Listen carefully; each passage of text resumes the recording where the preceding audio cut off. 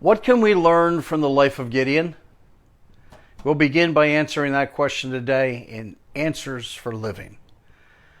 The first life lesson we learn is God always meets us where we are. Gideon was from the smallest tribe of Israel. He called himself the runt of the litter. He was filled with fear and doubt. He wasn't following God. He was really messed up.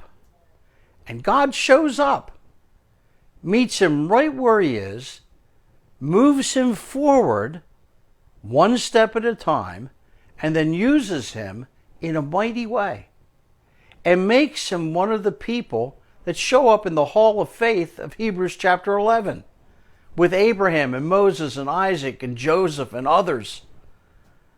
God meets us where we are. You can come to God the way you are, with no faith, little faith, with your addictions, with your big sins, your little sins, and God will meet you right where you are. But when God meets you where you are, you don't remain where you are. Maybe we ought to have a motto: come as you are, but don't remain as you are.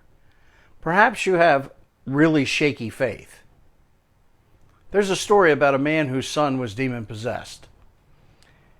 He asked Jesus to heal his son, and Jesus said, with faith, all things are possible. And the man said, I believe, but help my unbelief.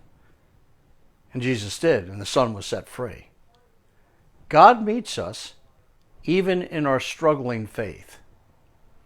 If you're struggling, if you're hurting, if you're weak, He will meet you where you are.